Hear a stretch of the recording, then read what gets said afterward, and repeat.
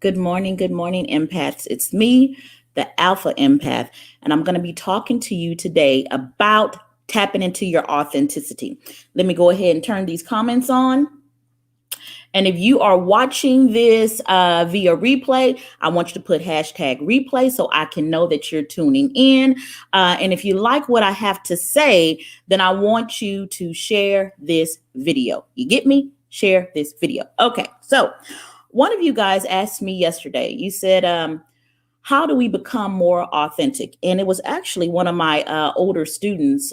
His name was Terrence. And I didn't answer his damn question. I didn't answer his question because he was trying to understand a spiritual concept through logic. That's what he was trying to do. But I'm going to go ahead and see what I can do to help you guys understand this. Okay. There is only one way that you can be authentic, and that is by following the intuitive nudges of your heart. See, your heart knows who you are. It knows who you are. And it allows you to be who you are. You see, when we are born, and if we are born in an environment where people are telling us who we are, then we forget who we are and we become who they want us to be or who they need us to be. We conform ourselves to the image of this world because we are not rooted and grounded in who we came here to be. With my son, I have 3 children. I have 3, right? But with my first 2 children, I taught them who I thought they needed to be. I didn't know no better. That's just the truth. I taught them to be a better version of me. Okay. But with my son, Yakin, I study him. I observe him. And then I train him based on the gifts and the strengths that he came here naturally with. See, in the Bible, there's a scripture that says, train up a child and the way that he should go. So when he is old, he won't depart from it. But that's kind of a clumsy translation of that. It's kind of more like this, because I studied Paleo Hebrew. It's kind of more like this. Train up a child in the way that he is bent. Meaning there is a way that he is already kind of predisposed to being. When my baby girl was little, I remember her. She felt like she could do anything and everything. She tried her hardest. She did not stop. But my father felt that because she was a girl, that was not ladylike and a girl should not act like that. So he taught her to be differently, and I allowed it, just like I allowed him to teach me to be differently. Okay. So when I decided that this world or whatever I had created, I was sick of this shit, I said, I want different. I want different. And I said, whatever I am doing, it ain't fucking working. And I need something different. I'm going to give this shit a try. My guru told me, he said, Tiffany, start listening to the God within you. And the God within me, I didn't recognize her voice at first. I did not, because the ideas that she would come up with, they were so foreign to me. And they were so different than anything that I had been taught before. She would give me outlandish ass ideas, bold ass ideas. And I'm like, I don't really think I have the guts to do this shit. But I did it anyway. I did it anyway because I wanted to produce a different result. And when that God within me told me that it was time to leave my ex-husband, I was still in love with him. But I followed it anyway. And it was hard, y'all. I'm not even finna fucking lie to you and tell you it wasn't hard. It was fucking hard, but I did it. And when I did it, there was a quickening in my spirit, like an exhale, like a burden being lifted from my shoulders. And that's a way that you'll know that you're being authentic. It's an exhale and a peace that comes over you. It happened again. I had these long dreadlocks, and my hair grows so thick. And my dreadlocks were heavy, and I was getting headaches. From the weight of them, and I was sleeping on them and shit. She was just a mess. And I told my ex-husband. I said, listen, I don't like these dreadlocks. I want to cut them off. And he told me no, no. Well, when I divorced him, the first thing I did is I listened to my intuitive nudging and I cut my hair off. And that peace happened again, that being able to breathe. You see, I had to ask myself, why in the hell did I need permission from anybody else to be me?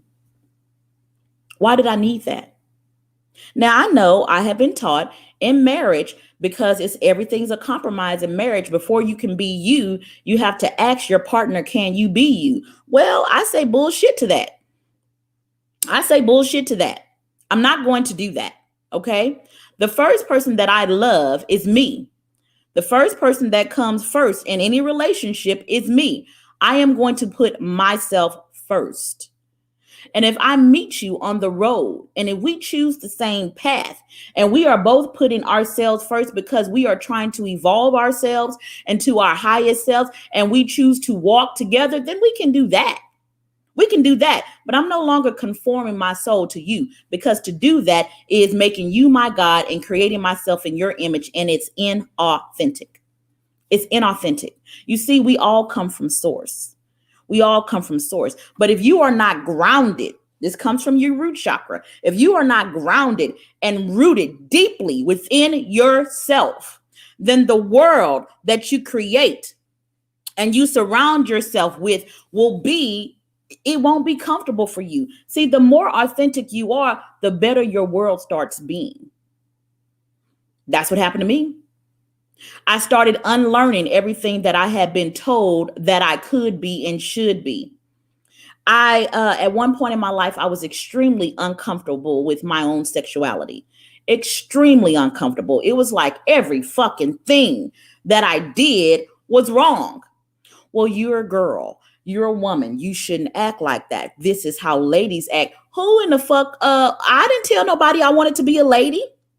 I really didn't. I don't think I ever woke up one morning and said, I'm going to be a lady. I really don't value that, to be honest with you. I really don't. I value, no, I'm lying. No, I don't. I was about to say that I value manners and shit. I probably don't. A little bit of etiquette. Yeah, I'll do that to be considerate of other people. But for the most part, I don't, it's kind of like man-made laws. I don't really value that much. I really don't. So I gave that up as well. And that made me more authentic. I used to like a certain style of car because that certain style of car would put me in my father's graces. So I wanted to make sure that I had ladylike cars that were classy. They had to be classy. But it was my father's definition of class. It wasn't mine. My car outside right now, I call her Jezebel. That is what I call her. I call her Jezebel. She is sweet. She is all red on the inside and black and shiny on the outside, just like me. She's Jezebel. And I did that on purpose because my authenticity is to go against the grain. I kind of like it. I kind of dig it.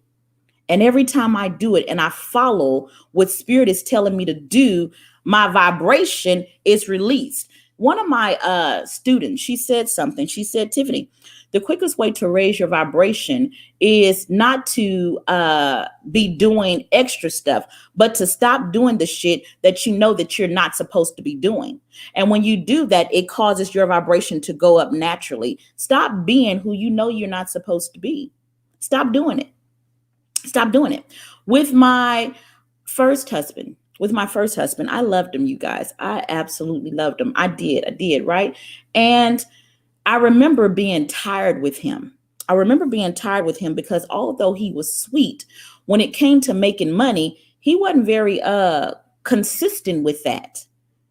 And I didn't want to be thought of as a gold digger, and I'm not. I didn't want to be thought of as a gold digger. So I put up with a lot of his brokenness because I didn't want to be perceived as a gold digger. But the truth of the matter is, I really don't want to deal with a man that cannot take care of his motherfucking self. And if something happens to me, can't take care of me. because I know if the shoe was on the other foot, I would make that shit happen. I would take care of him. I would take care of us. So I want the same. I want the same. And that's me being authentic. So when men come to me and they can't really, no, because that's going to be me being fake. That's not really what I want. And it don't have shit to do with love. It really does not. It has to do with me being me and telling you what I prefer and what I want from my life, because I am the creator of my life. And if I conform myself to what you want to fit being with you, then I'm not creating the life that I want. I'm creating the life that you want for me. And I'm never going to be happy with it. Just like TLC says, I don't want no scrubs. I don't. And it don't have shit to do with love, because I can love you without money. But in order to enter into my life and walk in this path with me, I'm not going to carry your weight. I'm just not. So I'm not going to carry your weight. Okay. Another thing that I had to give up. My father was, for some part of his life, he was a chef, and he taught his, I don't know what is that? I don't know what those symbols are. I don't know, but what is that? But I know what the last two are. I know what the last two are. So whoever that is, thank you. Thank you. Another thing that I had to give up to become a more authentic version of myself. I was taught what it meant to be a woman. My father said a woman's role is to cook and to clean, take care of the babies and manage the household. And I do. I was trained in how to do all of those things, right? So I know how to do them. And when I got married, I did those things for my husband. I did. But there was no joy in it, because I was performing a duty or performing a role that I didn't really want to do. I just did it because I said I was supposed to do it. But now, since I live by myself, no, I don't really want to be doing all that goddamn cooking all the damn time. I don't want to do it. That's me choosing how I want to spend my time. That's me choosing how to spend my time. So if I get with someone, you know how us women do. We want to sit up there and bring out our best skills, do all the cooking and shit, and I can do that shit. Oh yeah. But if I get with you, are you going to expect that every day? Well, don't, because I ain't going to fucking do it. And that's me being authentic. So I'm going to say something more like this. Yes, I can do this. And yes, I probably will do it for you sometimes, but don't expect it. Don't expect it, because what I enjoy doing every single day, what I will wake up and do for free, is I want to learn about human souls. And I want to help people piece the puzzles of their authentic soul back together so they can create the life that they want to live. That's what I want to do. That is what I choose to do. And nothing comes before that.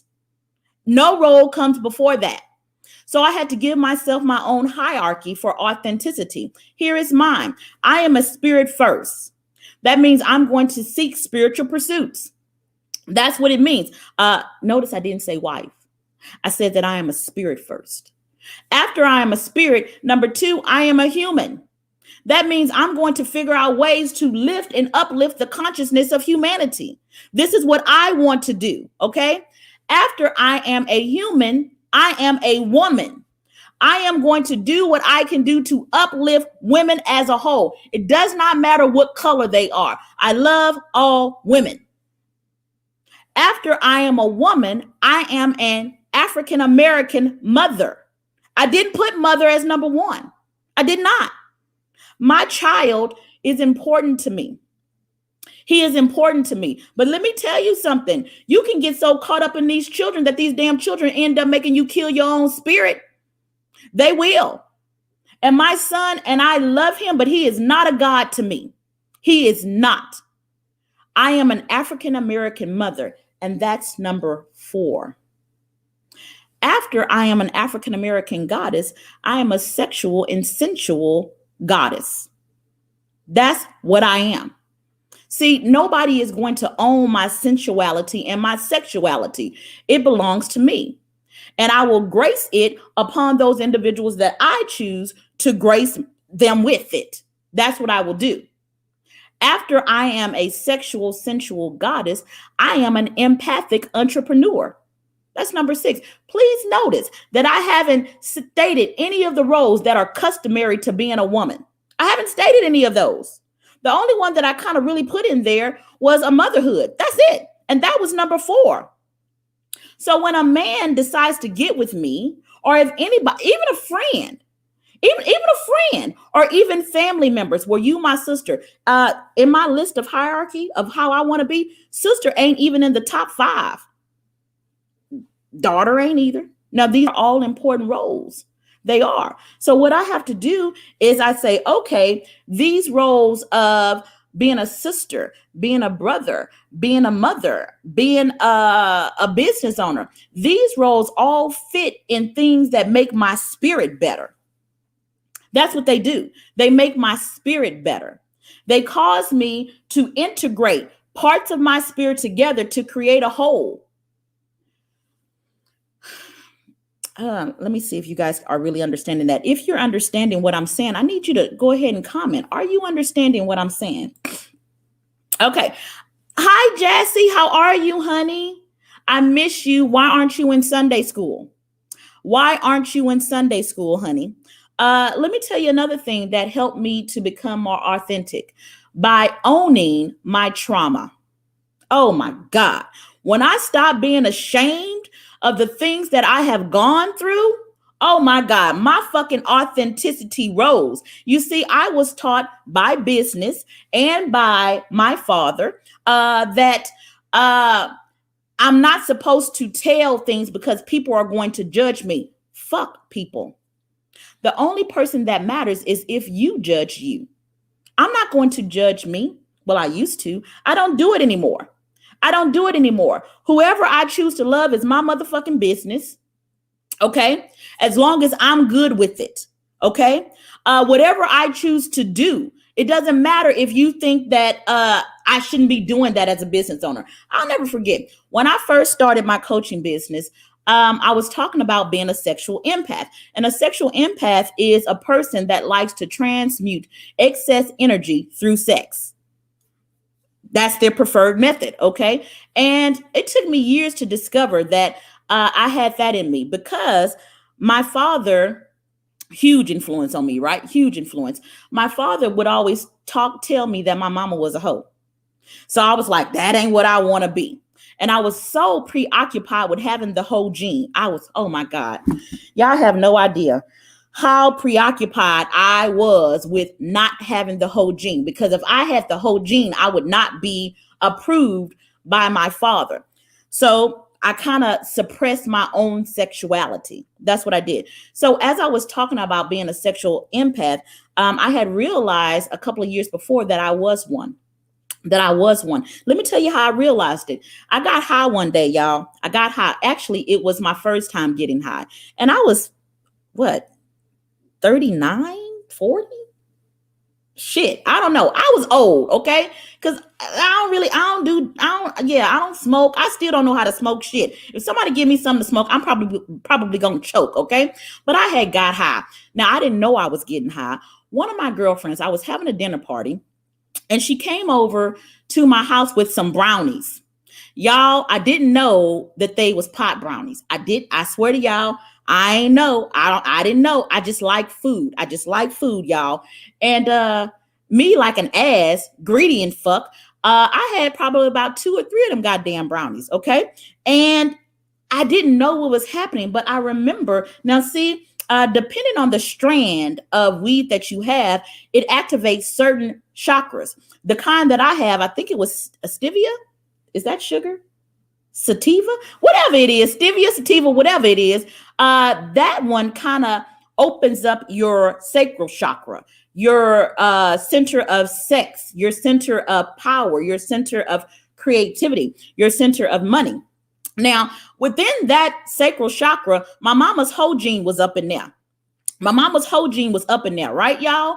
And I got high, and I kid y'all not, I had a brown leather couch, and I love that couch, y'all. I really did. I had a whole fucking set.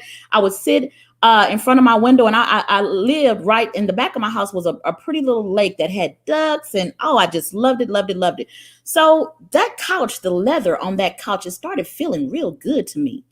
I started rubbing my skin up against it, and it felt like, I kid y'all not, That couch felt so fucking good to me. So my house guests left.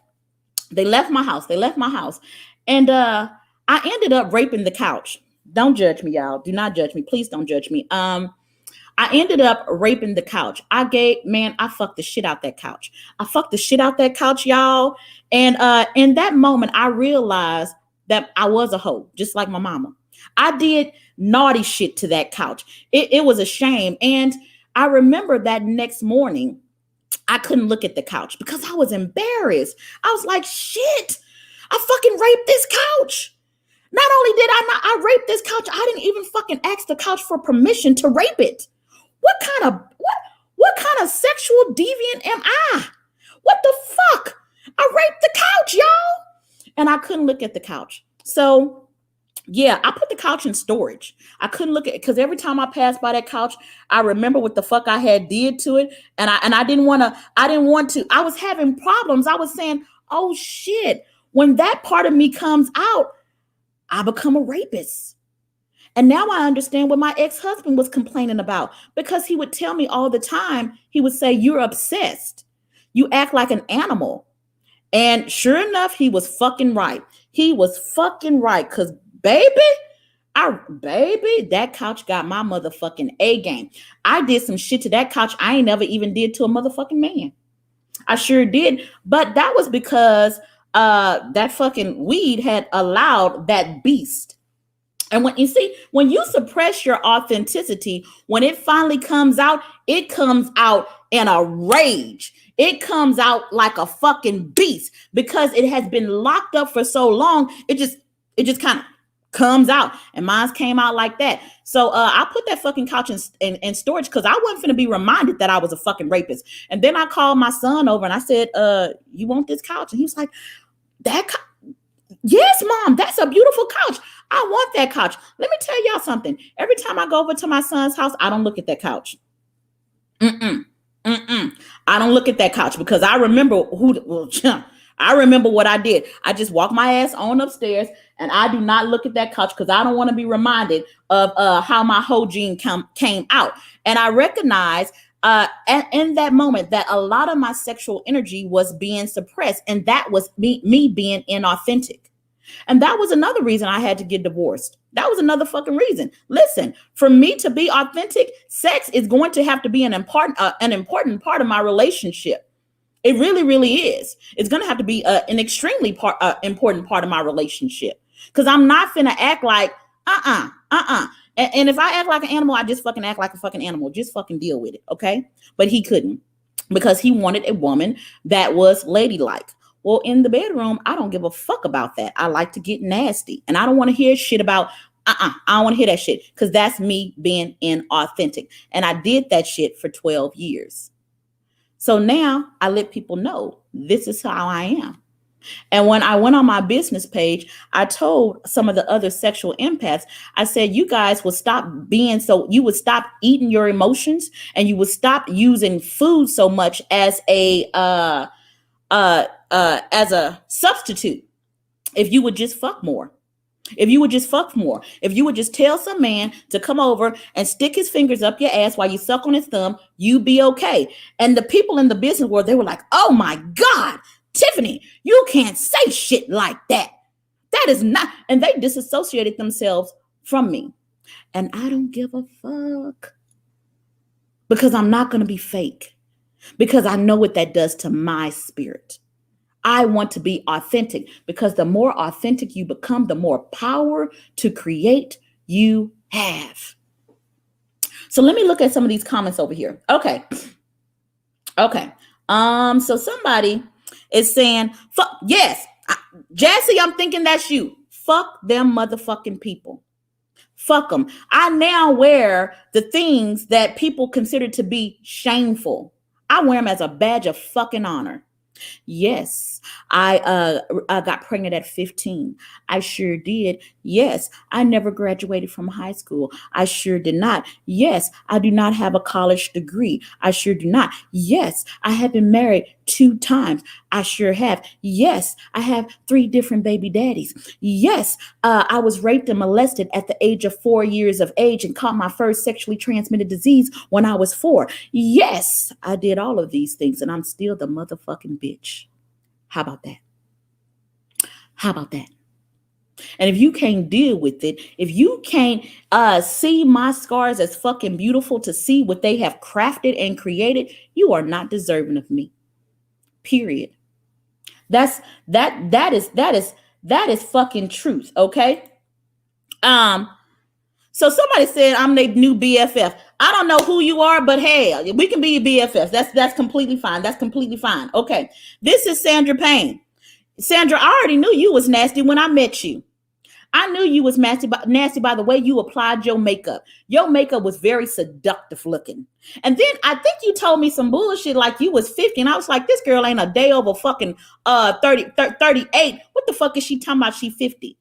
I could tell you was nasty. See, me and you, we part of the same tribe. We part of the same tribe. Okay. Another comment here. Absolutely. Stay in your lane and get the fuck out of mine. I love that. I love that. This is Cheryl. Okay. I live by those words. Fuck them people. Yes. I get up in the morning. Fuck you, and fuck you too. Because I am going to live for me. I'm not going to live for my husband. I'm not going to live for my man. I'm not going to live for my boyfriend. I'm not going to live for my fucking career. I'm not going to live for my motherfucking children. I am going to live for me. I am going to create my heaven because I spent too many years of my life living my hell. And I live my hell every time I conform my soul to somebody else's. And see, even in my heaven, I have shit that happens to me. I still experience betrayal. I still experience people hurting me. I still experience things that normal people experience. But there is a difference. In my heaven, my peace is still with me. My joy is still with me. But when I was conforming my soul to fit the image of other people so they could like me, I was tormented and my soul was tormented. And as long as your soul is tormented, you will never experience peace on earth. Because your soul being tormented only happens when you're being inauthentic. It's when you have not conformed your mask, your ego to fit your soul. It's when you conform your ego and your mask to fit other people. Stop playing those roles. Stop it and be you. Remember who you are. That's how you end up loving yourselves. I tell people all the time, stop being fake. You need to love yourself more. And they act like they don't know what I'm talking about. What I'm talking about is I'm asking them to remember who the fuck they were before the world told them who they needed to be. I'm watching my son. I'm watching what makes him happy. So when this world tries to tell him what should make him happy, I can remind him who he is. I love you guys. Good morning, baby boy. Come give mommy a kiss. I love you guys. Let me give my baby boy a kiss. What you taking so long for? Come give mommy a kiss. Give mommy a kiss. Okay, love you. So I love you guys, and I will see you tomorrow. Okay, so we have a last comment here. What is too much truth when telling someone your past hurt without feeling like you're not being your authentic self, if it makes sense? What is too much truth when telling someone your past hurt without feeling like you're not being your authentic self? I'm not really understanding that, but I'm going to try to make sense of it a little bit. Okay. So I live my truth.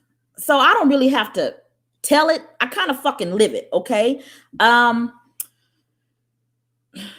So if I'm going to be entering into a relationship, because I'm thinking that this is kind of a relationship based question. And if it is, you probably need to attend Sunday school. Sunday school is every Sunday at 7 p.m. via Zoom.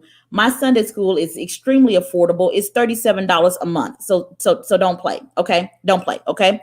Somebody said, please save this live. All of my lives are on my YouTube channel, The Alpha Empath. So you can see my lives in my YouTube channel, or you can go within the Evolution of an Empath and join my Facebook group, and they'll all be saved within there. Okay. What is too much truth? I listen, I don't know. Yeah, I don't really know how to answer this question. I wish somebody could explain that a little bit further to me. Okay. So whoever this is, come to Sunday school. Let me know that you're interested and ask me that question live. Okay. And I'll answer it for you then. I love all of you guys. It's been 30 fucking minutes. This thing is only supposed to be 20 minutes long. I love you, and I will talk to you soon. Bye-bye.